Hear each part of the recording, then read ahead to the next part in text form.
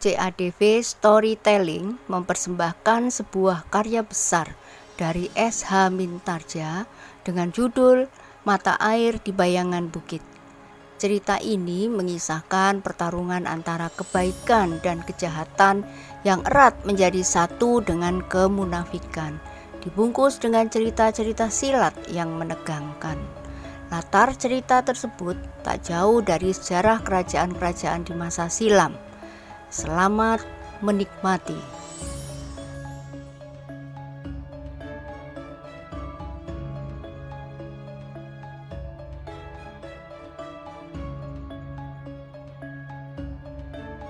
Pada episode yang lalu dikisahkan bahwa mereka mempunyai anak laki-laki yang menurut katamu agak berbeda sifat dan pembawaannya, berkata Kiai Kanti. Ya, tetapi mudah-mudahan mereka dapat melihat kepentingan orang-orang Lumban lebih dari kepentingan mereka masing-masing. Kiai Kanti mengangguk-angguk. Sementara Jeliteng berkata, tetapi itu bukan berarti kita harus tidak berbuat sesuatu bagi orang-orang Lumban dan bagi Kiai sendiri. Setelah gubuk itu selesai, kita akan membuka hutan perdu di bawah bukit. Tidak begitu sulit. Kita akan membuat pematang, membajak dan kemudian mengairi tanah yang segera dapat Kiai tanami. Kami orang-orang Lumban tentu akan dengan senang hati memberikan benih kepada Kiai, karena Kiai pun telah memberikan air kepada kami orang-orang Lumban. Siapakah yang memberikan air? Bertanya Kiai Kanti. Kiai Kanti, sebelumnya tidak ada satu usaha sama sekali untuk memanfaatkan air. Bahkan bukit ini dan bukit gundul sebelah disebut dengan sepasang bukit mati. Kiai Kanti menarik nafas dalam-dalam. Namun kemudian katanya, tetapi Angger harus menentukan kapan Angger akan pergi kepada Ki Buyut di Lumban Wetan dan Kulon itu. Kemudian kita akan menentukan hari yang akan membuka kemungkinan baru bagi tanah persawahan di Lumban. Setidak-tidaknya sebagian dari Lumban. Nanti aku akan menghadap Ki Buyut, Kiai. Aku akan mohon kesempatan kepada keduanya untuk dapat hadir di pinggir sungai. Kita akan memecah batu-batu padas yang merupakan tanggul alam Belumbang itu pada tempat yang sudah Kiai tandai. Air akan mengalir cukup deras, sementara bagian yang lain masih akan tetap mengalir menembus ke bawah tanah untuk tempat yang jauh. Terserahlah kepada Angger. Aku akan menunggu kapan hal itu akan kita lakukan. Baiklah Kiai, jika patok-patok itu. Kiai Kanti tersenyum. Namun kemudian sambil mengangguk-angguk ia berkata, baiklah Nger, agaknya semuanya sudah siap. Semakin cepat hal itu dilakukan akan menjadi semakin baik. Juga bagiku, karena aku akan segera berani membuka tanah garapan di bawah bukit ini setelah orang-orang Lumban Wetan dan Kulon menganggap aku telah berbuat sesuatu bagi padukuhan mereka. Dalam pada itu, maka Jeliteng pun segera minta diri. Ketika ia lewat di sebelah perapian Swasti, ia berhenti sejenak sambil bertanya, apa yang sudah masak Swasti? Swasti mengerutkan keningnya. Jawabnya acuh tak acuh, air. Jeliteng mengerutkan keningnya. Swasti memang tidak begitu ramah terhadapnya. Tetapi menurut dugaan Jeliteng dan penglihatannya, selama ia bersama beberapa anak muda ikut serta membantu Kiai Kanti membuat gubuk, Swasti memang tidak terlalu ramah terhadap orang lain. Ia sangat sedikit bergaul dengan orang lain. Siang malam ia sibuk dengan ayahnya yang sudah tua, yang agaknya dengan bersungguh-sungguh ingin menurunkan ilmunya kepada anak gadisnya, yang barangkali karena justru tidak ada orang lain yang dapat diambil menjadi muridnya, berkata Jeliteng di dalam hatinya. Terima kasih Swasti, berkata Jeliteng kemudian. Sebenarnya aku juga sudah haus. Air jambu kelutuk yang direbus dengan gula kelapa dan sepotong daun serai itu memang segar sekali.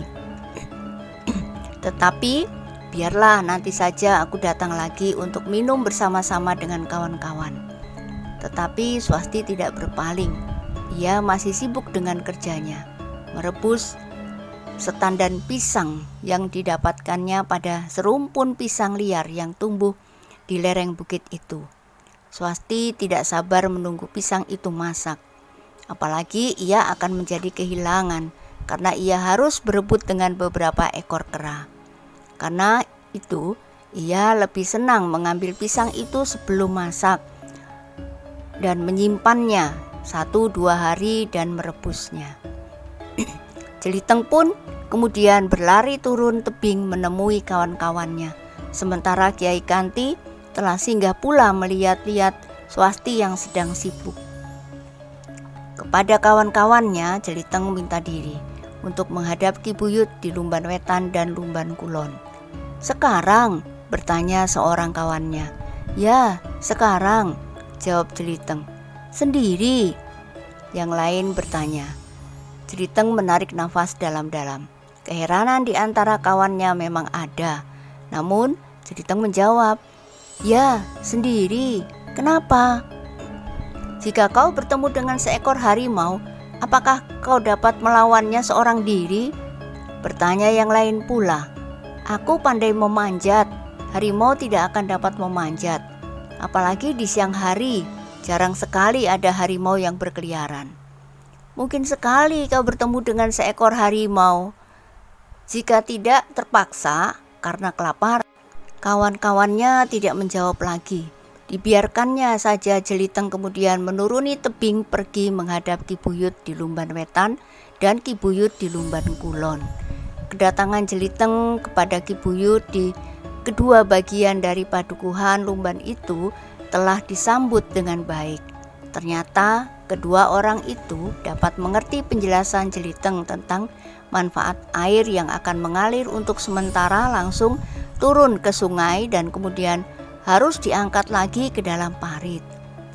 Tetapi kaulah yang bertanggung jawab, Jeliteng, berkata Ki Buyut di Lumban Wetan. Jika penunggu bukit itu marah, kau harus dapat menjelaskan kepada mereka. Dengan demikian, mereka tidak akan mengganggu orang-orang Lumban dengan pagebluk misalnya. Aku sudah berbicara dengan mereka lantaran orang tua yang datang bersama anak gadisnya itu Ki Buyut. Nampaknya orang tua itu sudah mendapat persetujuan. Ki Buyut mengangguk-angguk. Katanya kemudian, jika memang tidak ada bahayanya, air itu akan sangat bermanfaat bagi kami. Tentu Ki Buyut, air itu sangat berguna bagi Lumban. Sementara Jeliteng menghadap Ki Buyut di Lumban Kulon, maka masalah yang dikemukakan oleh Ki Buyut itu pun hampir sama. Jika orang-orang halus yang menghuni Bukit Mati itu memperkenankan, maka Lumban tinggal menerima saja sebagai suatu anugerah. Anugerah dari Yang Maha Agung, Ki Buyut, berkata Jeliteng. Ki Buyut mengerutkan keningnya, namun ia pun mengangguk-angguk sambil berdesis. Ya, dari Yang Maha Agung. Tetapi bagaimana dengan penghuni Bukit Mati itu? Kuasanya tidak menyamai, bahkan mendekati pun tidak dari Yang Maha Agung itu, jawab Jeliteng. Ki Buyut di Lumban Kulon itu termangu-mangu. Namun kemudian sambil mengangguk-angguk ia berkata, ya demikianlah. Jeliteng pun kemudian minta diri setelah segala sesuatunya disetujui. Jeliteng telah berbicara tentang hari, tentang tempat di mana kedua buyut itu akan berdiri berhadapan di menyeberang sungai. Kemudian mereka akan menyaksikan air yang akan mengalir di bawah kaki mereka. Dan Jeliteng pun telah berbicara tentang cara mengangkat air sehingga air itu dapat mengalir ke bulak-bulak di Lumban Wetan dan Lumban Kulon. Setelah semuanya pembicaraan selesai dan ditemukan kesepakatan waktu, Maka Jeliteng pun dengan tergesa-gesa kembali ke bukit bermata air itu. Tetapi langkahnya tertegun di ujung padukuhan Lumban Kulon ketika ia bertemu dengan Daruwerdi. Dengan sungguh-sungguh Daruwerdi bertanya kepadanya, "Apa keperluanmu menghadap Ki Buyut, Jeliteng?" Jeliteng tidak menyembunyikan persoalan yang dibawanya. Ia mengatakan tentang air dan tentang kedua orang buyut yang telah bersedia datang ke pinggir sungai. "Kau gila," geram Daruwerdi. "Kenapa?" bertanya Jeliteng. "Bukankah air itu akan bermanfaat?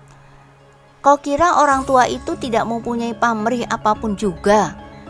Aku justru mulai curiga bahwa pada suatu saat kedua orang itu akan berbuat sesuatu yang dapat merugikan Lumban Kulon dan Lumban Wetan, berkata Daruwerdi.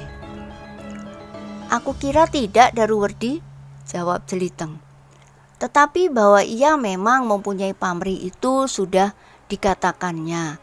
Ia mohon kepada Ki Buyut di Lumban Wetan dan Lumban Kulon untuk dapat membuat sebuah daerah garapan di bawah bukit itu. Kemudian membuat rumah yang lebih baik dari rumah gubuknya yang sekarang. Dan akan lahirlah sebuah padepokan di bawah bukit itu. Dan kalian akan diperbudaknya, membuat padepokan tanpa mendapat keuntungan apapun juga," desis Daruwerdi. "Keuntungan itu telah kami dapatkan lebih dahulu, air. Tetapi air itu bukan milik orang tua itu. Tanpa orang tua itu pun kita dapat memanfaatkan air di bukit yang lebat itu. Tetapi sampai saat terakhir kita tidak berbuat apa-apa. Kedatangan orang tua itulah yang telah mendorong kami untuk melakukannya, mengendalikan air yang melimpah itu. Kedua orang buyut itu pun dapat menerimanya. Tetapi nikmatilah kebanggaanmu itu sepuas-puasnya.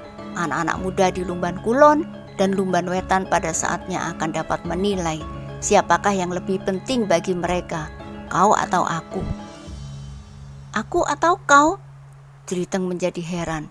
"Aku tidak mengerti apakah hubungan hal ini dengan aku dan kau. Kau memang dungu. Sengaja atau tidak sengaja, kau telah berbuat sesuatu yang bodoh. Tetapi karena kebodohanmu itulah aku dapat memaafkannya, sehingga aku tidak menantangmu berkelahi." "Berkelahi? Mana mungkin," desis Jeliteng dengan suara gemetar. "Ya, kau memang bodoh sekali. Pada saat seperti sekarang, di mana aku memerlukan pemusatan pikiran terhadap sesuatu kewajiban yang penting, kau telah menarik perhatian orang-orang Lumban dengan tingkahmu yang aneh-aneh itu. Kau telah menarik perhatian mereka dengan air. Aku tidak sengaja berbuat sesuatu yang menyakiti hatimu. Aku tidak sakit hati, tetapi aku muak melihat tingkah lakumu. Jika kau seorang yang memiliki ilmu, maka aku tantang kau berperang tanding. Tetapi dengan kedunguanmu itu, hal itu tidak mungkin aku lakukan, karena orang-orang akan mengatakan bahwa aku telah berbuat sewenang-wenang, karena dengan sangat mudah aku akan membunuhmu. Tetapi aku tidak berbuat apa-apa yang dapat mengganggumu." Suara Jeliteng menjadi semakin gemetar. "Pergilah kelinci dungu, tetapi jika kau masih tetap dungu, kau akan menyesal bahwa air sungai yang mengalir semakin deras karena menampung luapan air belumbang dari bukit itu akan menyeretmu hanyut sampai ke kedung yang dihuni oleh buaya yang buas." Tetapi aku tidak bersalah," Jeliteng menjadi ketakutan. Pergi. Tetapi hati-hati, jangan menjadi sombong dan merasa dirimu orang yang paling berguna di Lumban Kulon dan Lumban Wetan karena tingkah orang tua itu." Jeliteng tidak menjawab lagi, tetapi dengan tergesa-gesa ia pun melangkah meninggalkan Daruwerdi yang berdiri bertolak pinggang. Namun Daruwerdi tidak melihat bahwa Jeliteng pun kemudian menggertakkan giginya sambil menggeram. Jika perlu, kau pun harus dipaksa untuk mengerti tentang kebutuhan orang-orang Lumban. Namun Jeliteng tidak berpaling. Ia berjalan terus menuju ke bukit berhutan lebat itu. Langkahnya semakin lama menjadi semakin cepat. Bahkan kemudian ia berlari sekencang angin semilir di lembah yang akan segera menjadi basah. Ketika Jeliteng sampai, Kiai Kanti pun tersenyum pula. Katanya, "Nanti malam aku sudah dapat tidur di dalam gubukku yang hangat. Menyenangkan sekali, Ger. Aku mengucapkan beribu terima kasih." Jeliteng dan kawan-kawannya pun merasa senang pula karena mereka telah berhasil menyelesaikan kerja mereka. Gubuk itu benar-benar telah terwujud.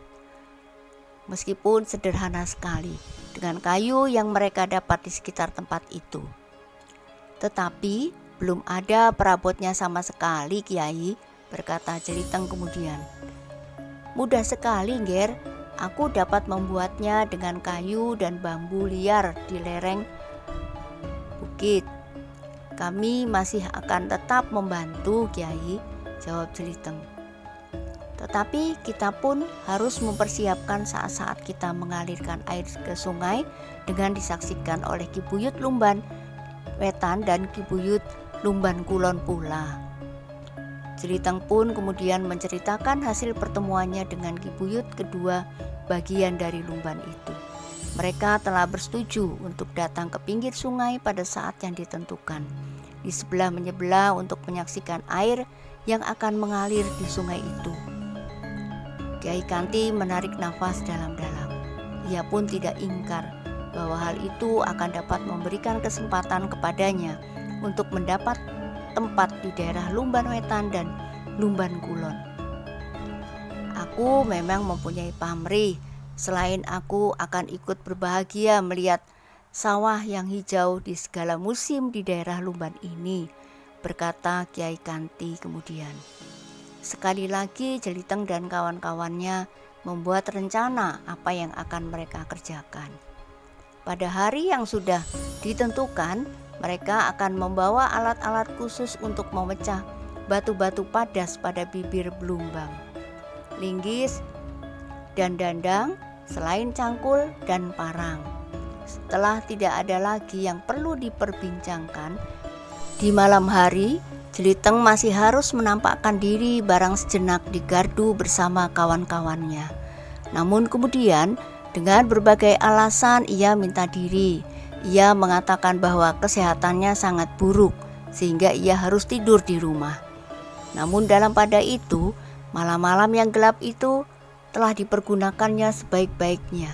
Tetapi Jeliteng sama sekali tidak mendekati Bukit Gundul karena ia tahu Daruwerdi sering pergi ke bukit itu. Dalam kelamnya malam, Jeliteng lebih senang pergi ke sungai yang hampir kering. Di tikungan sungai yang rimbun oleh pepohonan dengan beberapa buah batu besar, ia menemukan tempat untuk berlatih. Mula-mula Jeliteng hanya mengulang unsur-unsur gerak yang sudah dikuasainya. Ia bergerak dengan wajar untuk menghangatkan tubuhnya. Namun kemudian semakin lama menjadi semakin cepat, sehingga akhirnya Jeliteng mulai dengan tekanan-tekanan yang berat pada unsur-unsur gerak tertentu. Jeliteng berusaha untuk meningkatkan kecepatan tangan dan kakinya.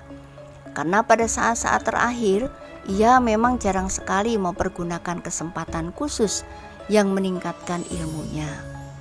Dengan sungguh-sungguh Jeliteng bukan saja melakukan gerakan-gerakan yang cepat dan kuat, tetapi ia menilai pula apakah ada di antara unsur-unsur geraknya yang masih mungkin disempurnakan menurut kemampuannya.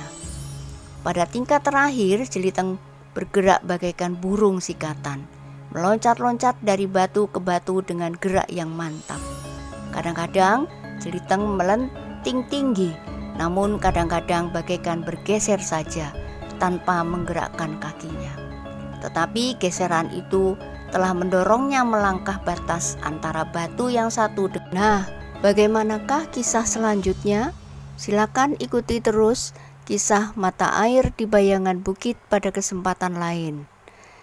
Jangan lupa like, komen, dan subscribe. Terima kasih.